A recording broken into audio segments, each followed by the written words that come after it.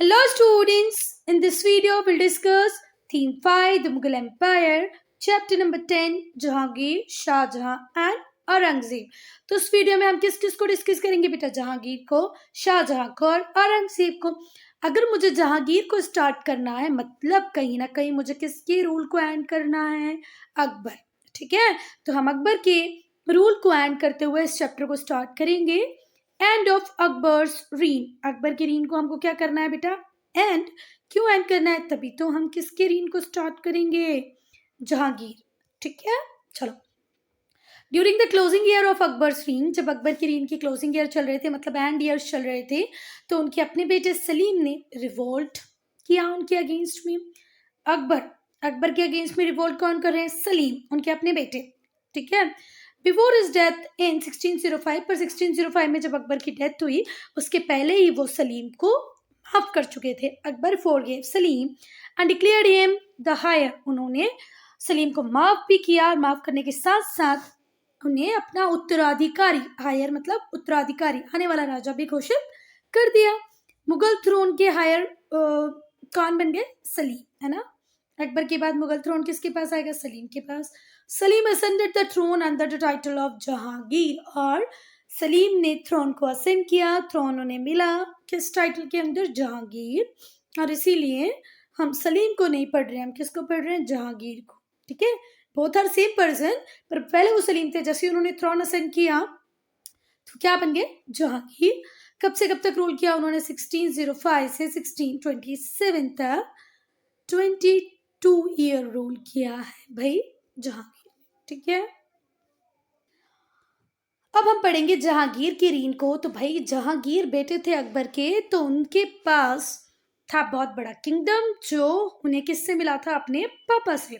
ठीक है, Jahangir had inherited a kingdom that was among the largest, बहुत बड़ा किंगडम मिला, बहुत प्रॉस्पर मिला। प्रॉस्पेरस मतलब जहाँ मनी भी है, पीस भी है, मीन्स एवरीथिंग इज देयर, मतलब पैसा वैसा, गोल्ड सिल्वर सब कुछ तो है, साथ में पीस भी है, हैप्पीनेस भी है। तो Jahangir had inherited a kingdom that was among the largest, बड़े किंगडम्स में से एक माना जाता था, जो किसको मिला? जहांगीर को मिला। बहुत प्रॉस्पर भी था, बेस्ट ऑर्गेनाइज्ड भी था, मिडवल वर्ल्ड का बेस्ट ऑर्गेनाइज्ड जो किंगडम था वो किसके हाथों में है? अब बेटा जहांगीर के हाथों में है।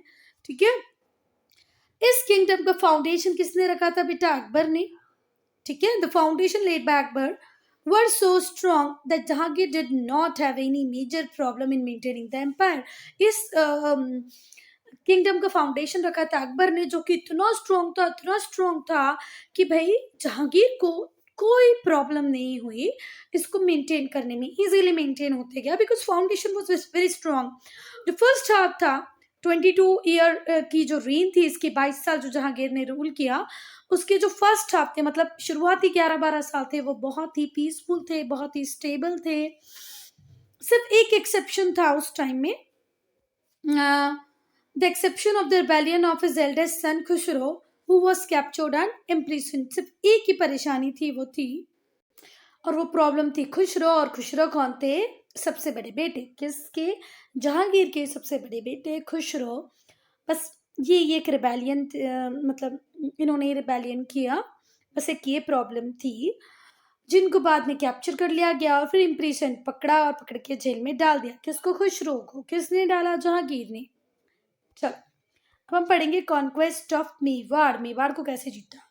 देखो, हम लोगों ने देखा कि राणा सांगा के टाइम से लड़ाई चलती आई है ना, मुगल्स की, यहाँ किसकी? राणा सांगा की, मतलब मेवाड़ की। फिर अकबर के सामने उदय सिंह भी थे और अकबर के सामने महाराणा प्रताप भी थे। अब अकबर की डेथ हो गई, यहाँ महाराणा प्रताप नहीं, तो महाराणा प्रताप के बेटे हैं अब अमर सिंह। ठीक है, उदय सिंह के बेटे थे महाराणा प्रताप, महाराजा उदय सिंह, महाराणा उदय सिंह के बेटे थे महाराणा प्रताप, महाराणा प्रताप के बेटे हैं महाराणा अमर सिंह।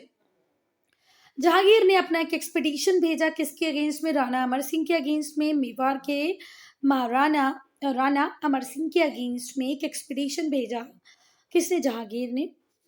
वो अपने पापा की तरह ही थे। उनके पापा कौन थे? अमर सिंह के राणा प्रताप सिंह। ठीक है, इनके हॉर्स का नाम क्या था, चेतन।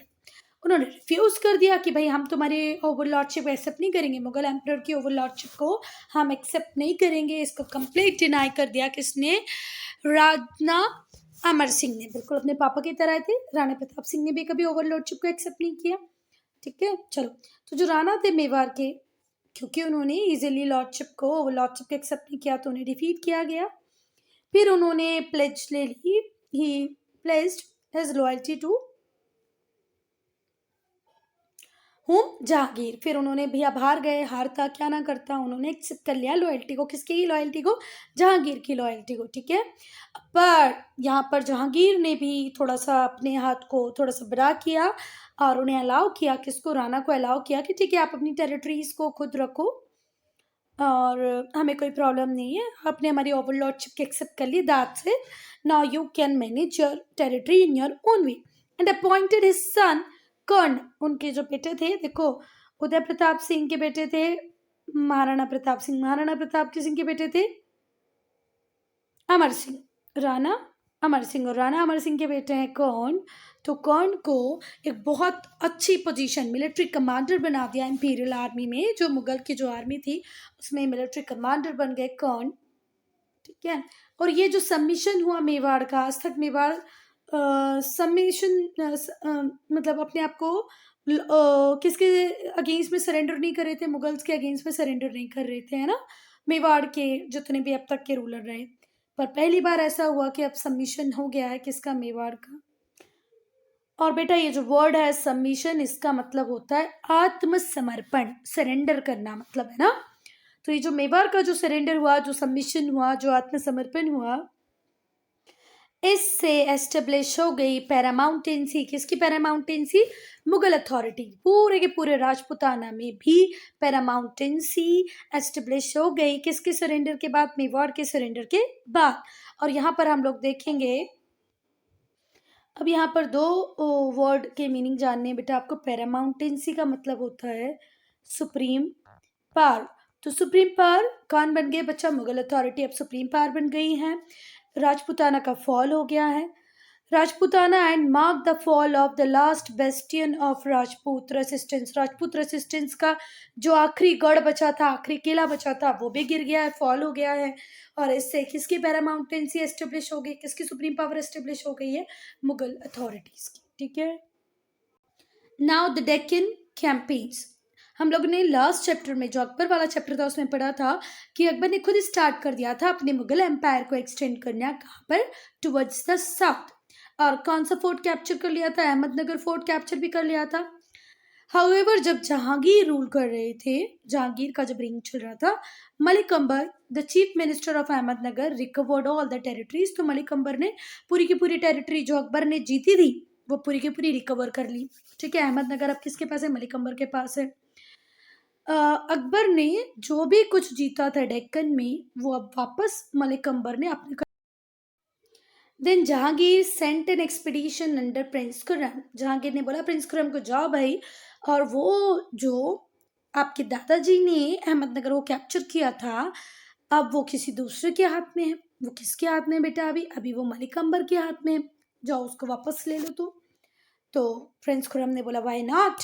प्रिंस खुर्रम गए और समहाउ प्रिंस खुर्रम ने मैनेज भी कर लिया, उस फोर्ट को रिकैप्चर कर भी लिया। वापस से अब किसके पास आ गया है, वो प्रिंस खुर्रम के पास आ गया है, मीन्स जहांगीर के पास आ गया है। तो Jahangir sent an expedition under prince Khurram who manage to recapture the fort of Ahmednagar. Ahmednagar वापस से किसके पास है, जहांगीर के पास आ गया। इस वजह से, क्योंकि प्रिंस खुर्रम ने अहमदनगर जीत लिया था, तो उन्हें टाइटल मिला शाहजहां का। किसका बेटा, शाहजहां, जहांगीर का बेटा शाहजहां। मीनिंग होता है शाहजहां का lord of the world, lord of the world.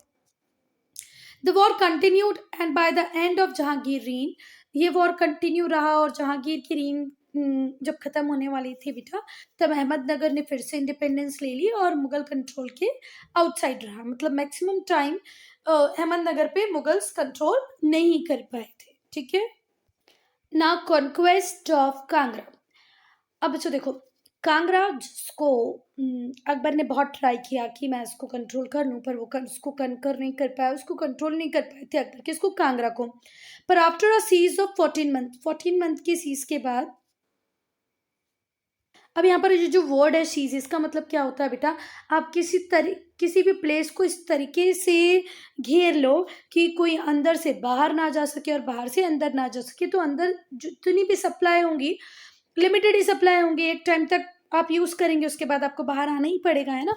तो 14 मंथ का सीज किया किसने, जहांगीर ने, और उसके बाद कांगड़ा किसके कंट्रोल में आ गया, जहांगीर के कंट्रोल में आ गया। देखो, after the siege of 14 month के सीज के बाद जो फोर्ट था कांगड़ा का, which Akbar had failed to conquer, जिसको अकबर कभी भी कनकर नहीं कर पाए, कभी भी जीत नहीं पाया, वो किसके पास आ गया बेटा, जहांगीर के पास आ गया है।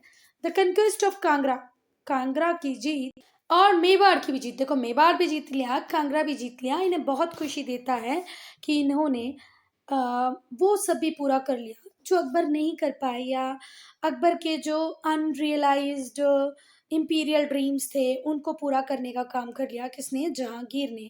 तो खुशी होती है ना कि भाई जो मेरे पापा नहीं कर पाए वो मैंने कर दिया, मेरे पापा का सपना मैंने पूरा कर दिया। इस टाइप की फीलिंग थी किसके मन में, जहांगीर के मन में, और वो अपने आप को बहुत खुश खुश फील कर रहा था। Mewar gave him joy because he was able to fulfill Akbar's unrealized imperial dreams। Akbar के इंपीरियल ड्रीम्स जो अनरियलाइज्ड रह गए थे उनको पूरा किया भाई किसने, जहांगीर ने। अब जो दो चीजें जीती वो ठीक था, पर एक चीज हारी भी, लॉस ऑफ कांधार। कांधार हमारे हाथों से चला गया, किसके हाथों में, शाह ऑफ पर्शिया के हाथों में। ठीक है, the Shah of Persia captured Kandahar, Kandahar को कैप्चर कर लिया पर्शिया के शाह ने, जिसको पहले जीत चुके थे अकबर। जहांगीर ने बहुत एफर्ट लगाए, पूरी कोशिश की, Jahangir tried hard a lot but fail to recapture और रिकवर कांधार। ठीक है, चलो अब नूरजहां। नूरजहां का बहुत बड़ा कंट्रीब्यूशन रहा जहांगीर की लाइफ में। तो नूरजहां को पढ़ेंगे हम 1611 सीई में, कॉमन एरा 1611 में जहांगीर ने शादी कर ली भाई नूरजहां से। अब नूरजहां कौन थी, विडो थी, एक विधवा थी, किसकी, पर्शियन नॉवलमैन की। पर्शियन नॉवलमैन की विडो थी नूरजहां, जिनसे शादी की जहांगीर ने। जो नाम होता है बेटा नूरजहां, इसका मतलब होता है नूर और जहां, लाइट ऑफ द वर्ल्ड, पूरी दुनिया की लाइट नूरजहां। नूरजहां बहुत ब्यूटीफुल थी, इंटेलिजेंट भी थी और टैलेंटेड भी। इतना तीनों चीजों का कॉम्बिनेशन रेयर ही मिलता है जो नूरजहां में था, ब्यूटीफुल, इंटेलिजेंट, टैलेंटेड। ठीक है, she was highly educated and cultured, बहुत ही ज्यादा एजुकेटेड थी, कल्चर्ड थी और लिखती भी थी, पर्शियन पोएट्री लिखती थी। She was artistic and creative, artistic थी, क्रिएटिव थी, and started fashion trend by designing new variety of silk and cotton fabric, और नए नए डिजाइन का इन्होंने सिल्क और कॉटन फैब्रिक में ड्रेसेस सिलवाई, ड्रेसेस बनवाई। मतलब आर्टिस्टिक भी थी, क्रिएटिव भी थी, और नए नए फैशन स्टार्ट किए इन्होंने, और designing new varieties of silk and cotton fabric, cotton और सिल्क के फैब्रिक बना के उसमें भी एक नए ट्रेंड शुरू कर दिया। Jewellery and even carpets jewellery सब आता था भाई नूरजहां को। फिजिकली बहुत स्ट्रॉन्ग थी, करेजियस थी, मतलब बहुत मजबूत थी, साहसी भी थी, हंटिंग टूर पे जाती थी अपने पति के साथ। ठीक है, मतलब जहांगीर के साथ कहाँ जाती थी, हंटिंग करने भी जाती थी। नूरजहां बहुत ही एम्बिशियस थी, बहुत ही ज्यादा एम्बिशियस। एम्बिशियस का मीनिंग पता होगा ना आपको, पता होना चाहिए, नहीं पता है तो डिक्शनरी में देखो, पर ये सबको पता होना चाहिए क्लास 7 में। नूरजहां बहुत ही ज्यादा एम्बिशियस थी और जल्दी ही ये पावर बन गई। बैक साइड में अगर थ्रोन को कोई संभाल रहा था, पीछे से कोई थ्रोन को अगर बैकिंग दे रहा था, तो वो थी Noorjahan, and soon became the power behind the throne. Jahangir हर मैटर में कंसल्ट करते थे नूरजहां से, है ना। उनको भी लगता था भाई मेरी वाइफ बहुत इंटेलिजेंट है तो क्यों ना इसका फायदा उठाया जाए, तो वो छोटे मोटे हर सारे मैटर्स डिस्कस कर लेते थे किससे, नूरजहां के साथ।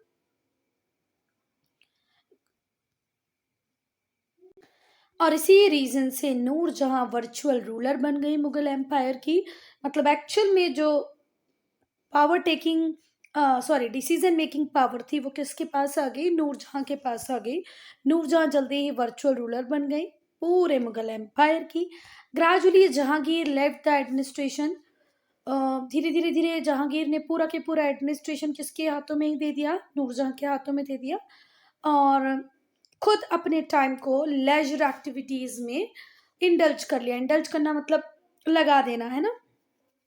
तो खुद जहांगीर कहाँ इंडल्ज हो गए बेटा, लेजर एक्टिविटीज में, मनोरंजन की एक्टिविटीज में, और पूरा के पूरा एडमिनिस्ट्रेशन किसके हाथों में आ गया, नूरजहां के हाथों में आ गया। Coins begin to be issued jointly in the name of Jahangir and Noorjahan. Even coin भी दोनों के नाम पे इशू होने लगे, किस किस के, जहांगीर और नूरजहां के। भाई नूरजहां पावरफुल तो थी।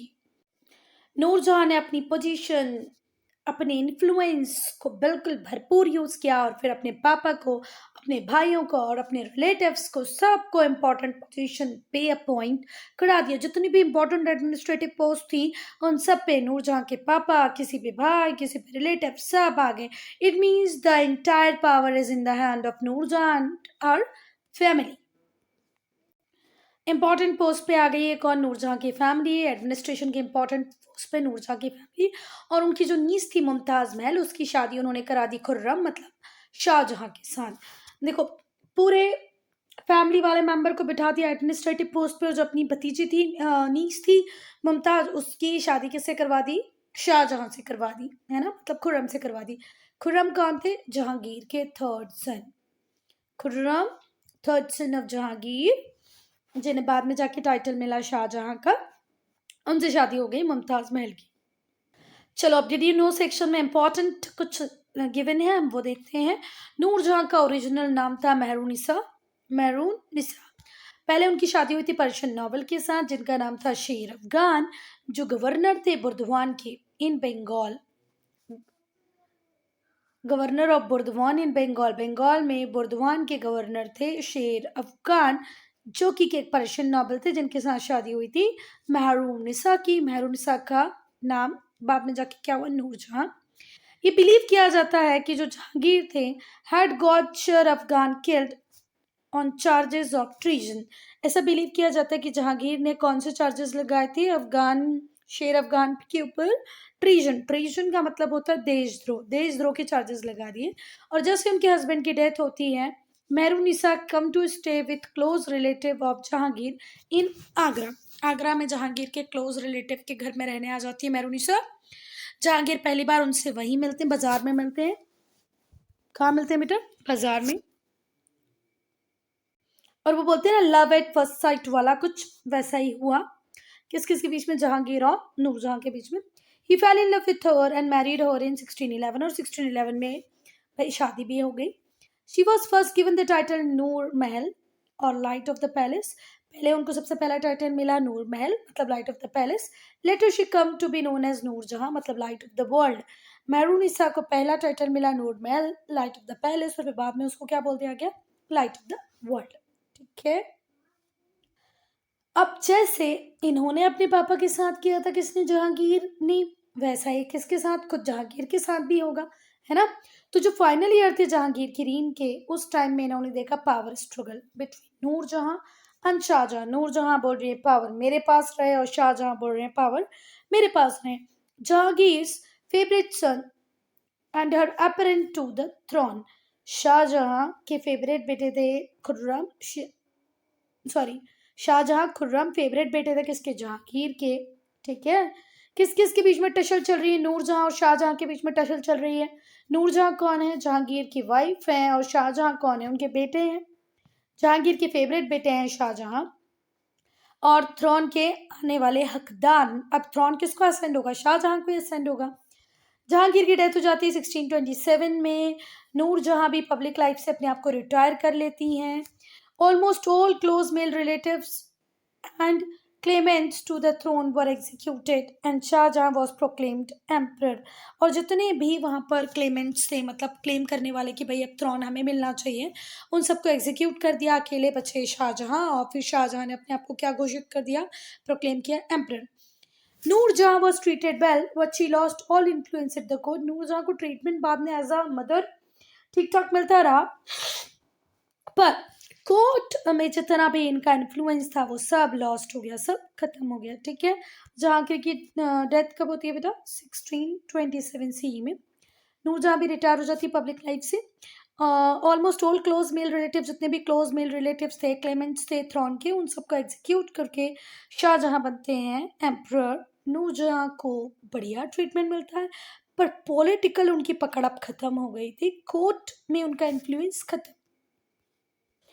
अब अगर हम जहांगीर की रीन को पढ़ें बेटा, तो फेयरली सक्सेसफुल रूलर थे।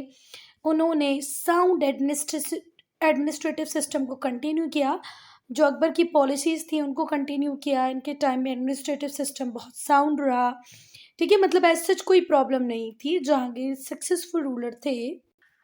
He was a benevolent ruler and a great lover of justice.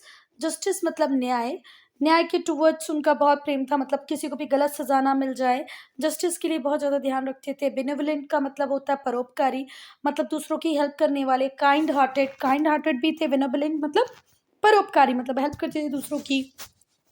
Justice proper था। There is a story that he installed a chain of justice. इन्होंने चेन ऑफ जस्टिस इंस्टॉल की थी, made of pure gold with 60 bells attach to it.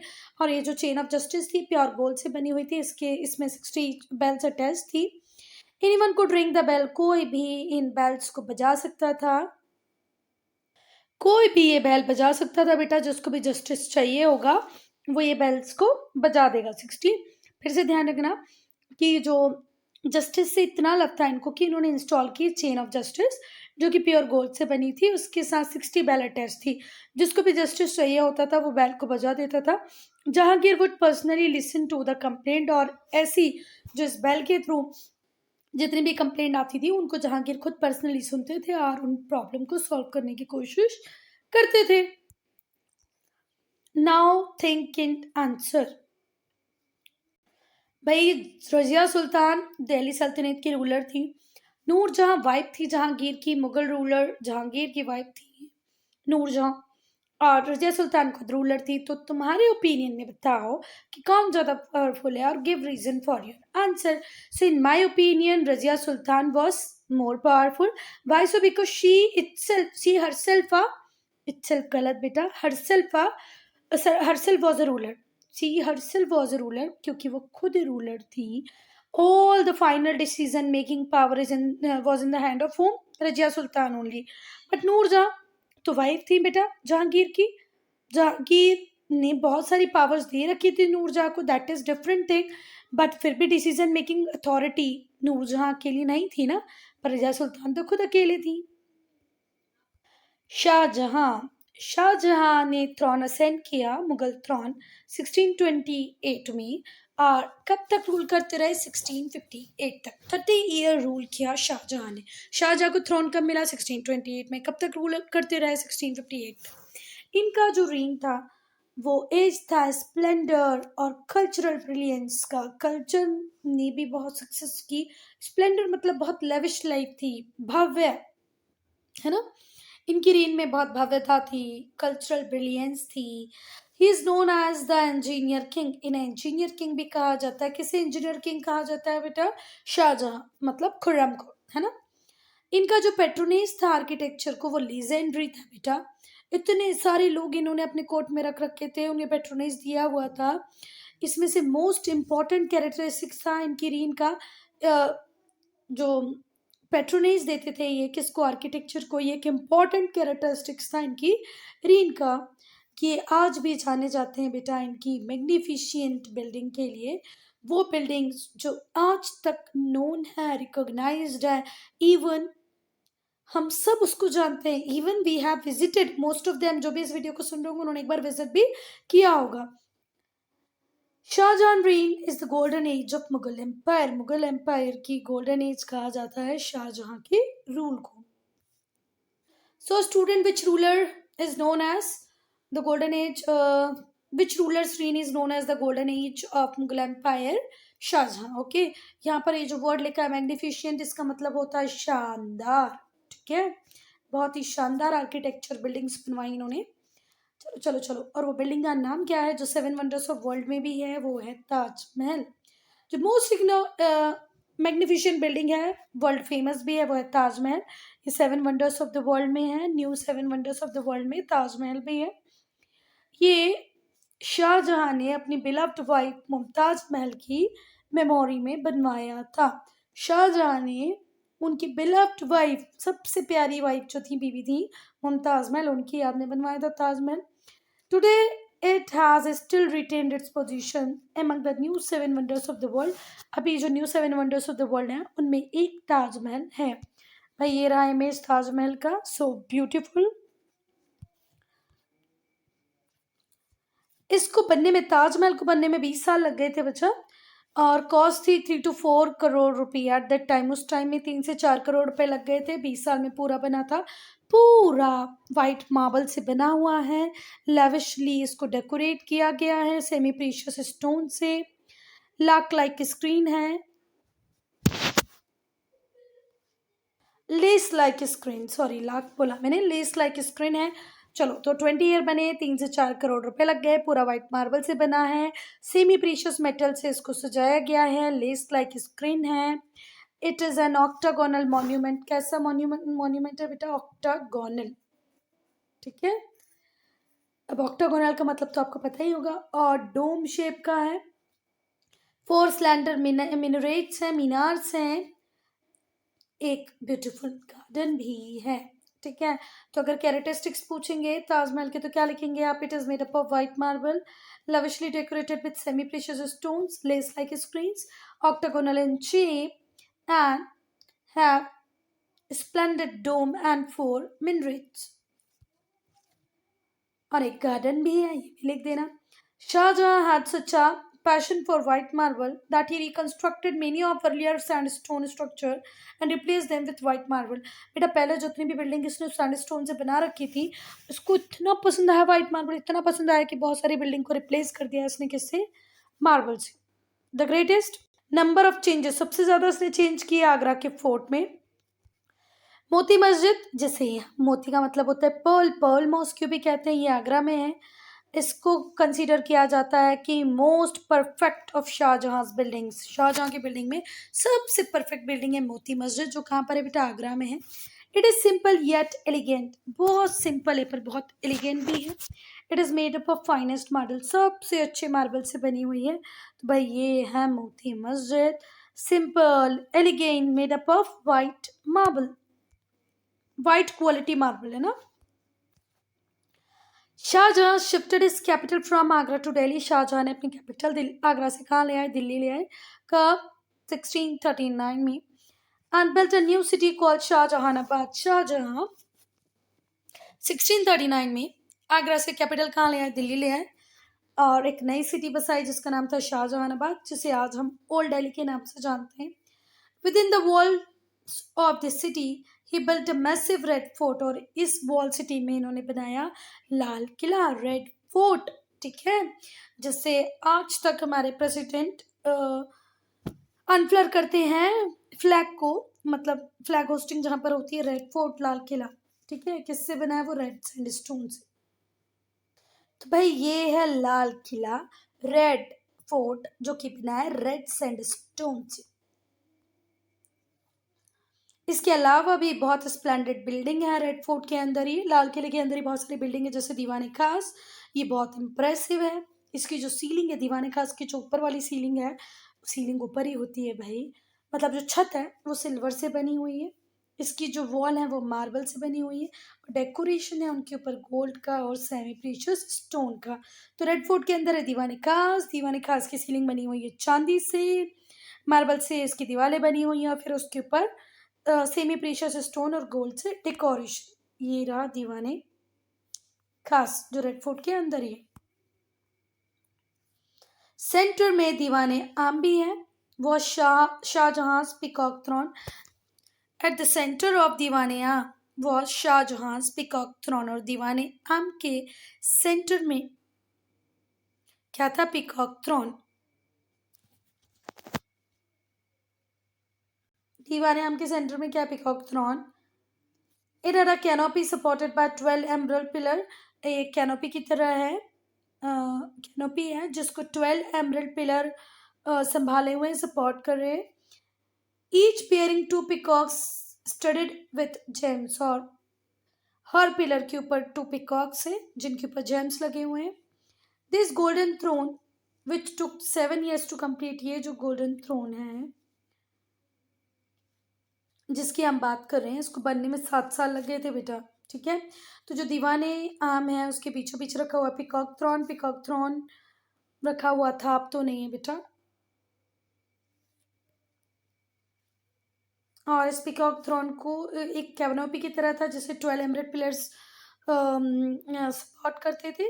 Her pillar के ऊपर to peacocks थे जिनके ऊपर James लगे हुए थे। इसको 7 साल में बनाया गया था। और मैंने बोला ना अब तो ये नहीं है, तो ये पिकॉक थ्रोन अब क्यों नहीं, क्योंकि बेटा इसको नादिर शाह जो कि पर्शिया के थे वो अपने साथ ले गए थे 1739 में।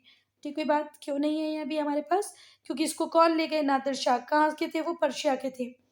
फिर उसके बाद आती है जामा मस्जिद। जामा मस्जिद कहाँ पर है, दिल्ली में है। ये सिंपल और बहुत ही डिग्निफाइड मॉन्यूमेंट है। जामा मस्जिद सिंपल भी है, बहुत ही डिग्निफाइड मॉन्यूमेंट है। ये रही आपकी जामा मस्जिद। चलो भाई, अब जैसे अकबर की जहांगीर की रीन खत्म हुई, अब शाहजहां की रीन भी खत्म होगी। 1657 में शाहजहां बहुत सीरियसली बीमार हो गए। 1657 में शाहजहां की हुई तबीयत खराब। एक फॉल्स र्यूमर उठ गया कि ठीक है कि भाई अब तो डेथ हो गई है किसकी, शाहजहां की। तो वॉर ऑफ सक्सेशन स्टार्ट हुए। देखो शाहजहां जिंदे थे पर एक ट्यूमर उड़ा, एक अफवाह उड़ गई कि भाई अब शाहजहां की डेथ हो गई है। तो आपस में सारे लोग लड़ने लगे कि मैं राजा, मैं राजा, मैं राजा। बिटवीन इस फोर्स, इन चारों उनके जो बेटे थे वो आपस में लड़ने लगे, मैं राजा, मैं राजा, मैं राजा। शाहजहां थर्ड सन, शाहजहां का जो तीसरा बेटा था जिसका नाम था Aurangzeb, got rid of all his brother, उसने अपने सारे भाइयों को साइडलाइन किया। इम्प्रिसन इज फादर, पापा को भी जेल में डाल दिया। कहाँ पर, आगरा फोर्ट में ही उन्हें कैदी, मतलब जेल ऐसी वाली जेल नहीं जो हम टीवी में देखते हैं, उन्होंने आगरा फोर्ट मतलब जो लाल किला था वहीं पे अपने पापा जी को क्या कर दिया, कैदी करके रख लिया, है ना, मतलब नजरबंद करके रख लिया। फिर से समझ में आया, औरंगजेब ने अपने पापा को इम्प्रिसन किया। इम्प्रिसन मतलब जेल में नहीं डाला बेटा, जो रेड फोर्ट जहाँ वो रहते थे वहीं नजरबंद कर दिया, वहीं उनको कैदियों की जमान रखने लगे और खुद को क्राउन कर लिया। पहले तो तीनों भाइयों को हटाया रास्ते से, फिर पापा को लाल किले में इम्प्रिसन कर लिया और फिर खुद ही ताज ले लिया। द एम्परर इन 1658 में वो 1658 में एम्परर बन गए। Shahjahan remained a prisoner for 8 long year. आने वाले 8 साल शाहजहां कैद में ही रहे। फिर 1666 में उनकी डेथ हो गई, कब, जब वो 74 ईयर के थे। He was buried beside his wife, इनको भी बरी इनकी वाइफ के पड़ोस में कर दिया गया, मुमताज महल के पड़ोस में। कहाँ पर, ताजमहल में। ताजमहल बना था मुमताज महल के लिए, मुमताज महल के पड़ोस में ही बरी कर दिया किसको, शाहजहां को। किस एज में इनकी डेथ हुई, 74 में। कितने साल ये कैद में रहे, मतलब जेल में रहे, रेड फोर्ट में कैदियों की तरह रहे, 8 long years. So student, I'm ending this video here only. If you have any doubt, any problem, to write in comment section.